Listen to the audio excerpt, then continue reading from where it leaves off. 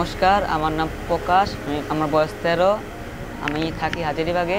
আমি 7ম শ্রেণীতে পড়ি। আমি ছোট থাকতে আমার বাবা মারা যায়, মা চলে যায়। আমি আর আমার বড় ভাই জ্যাঠাজেঠির সাথে থেকে মানুষ হচ্ছি। জ্যাঠাজেঠি আমার পড়াশোনার দায়িত্ব নিয়েছিল, পাশাপাশি অল্প সময় আমি আইডি শিশু ছিলাম। ওখান থেকে পড়াশোনার যাবতীয় যা লাগতো ওখান থেকে দিত। 2022 সালে যখন আমার যেটা প্যারালাইজ হয়ে ঘরে বসে পড়ে, তখন আমাদের আয় করার মতো মানুষ ছিল না। তখন আমি বাধ্য হয়ে স্কুল বন্ধ করে দিতে হয়েছিল। এরপরে আমার যেটি সংসারের দায়িত্ব নেয়, তিনি প্রতি কাজ করতো, ওই প্রতিটি কাজে আমি তাদের সাহায্য করতাম। এরপর টানা 3 বছর আমি শিশু শ্রমের সাথে যুক্ত ছিলাম। যখন আমার বন্ধুরা স্কুলে যেত, ভাবতাম আমার বন্ধুরা বড় হয়ে বড় বড় অফিসার হবে আর আমি কামলায় থেকে যাব।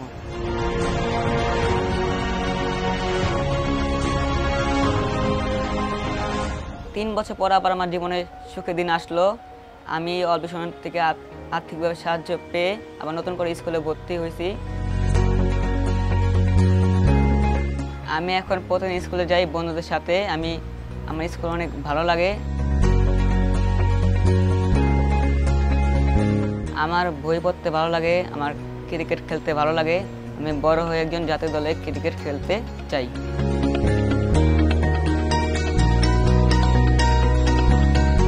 অল্পেশন আমার আত্মবিশ্বাস ফিরে দিয়েছে, অল্পেশন আমার স্বপ্ন ফিরে দিয়েছে। শুধু আমার আমি কাজ করি না, আমার সমাজের লেগে আমি কাজ করি। আমরা একসাথে দলের হয়ে আমরা পরিবেশ বাঁচাই, পরিবেশ প্লাস্টিক সংগ্রহ করে নির্দিষ্ট স্থানে রাখি, গাছ লাগাই। আমি চাই আমার মতো যারা শিশু আছে তাদের স্বপ্ন তারা যেন খুঁজে পায়।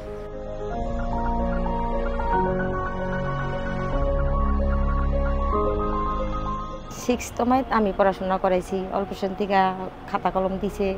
তারপর আমার স্বামী অসুস্থ হওয়ার পরে আমি আর করতে পারিনি। তাই আমার তো সংসার চালাইতে হইব। তারপরে এই যে মার্কেট থেকে কাজ ওরা আনতো, আনতো, বড় জন্য আনতো। তারপরে এটা আমরা এই কাজ করে সংসার চালাইছি। অল্পেশনে যদি সাহায্য না করতো তারপরে এইটুকু আমি পড়াইতে পারতাম না। অল্পেশন আমার অনেক সাহায্য করছে। স্কুলে ভর্তি করার পরে ওর মনটাও ভালো করতেছে, আমি স্কুলে যাবো, সুন্দর মতো লেখাপড়া করুম।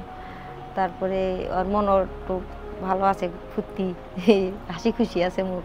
আমি ওর আশীর্বাদ করি ওই অনেক বড় হোক, ওর বাবা মা নাই,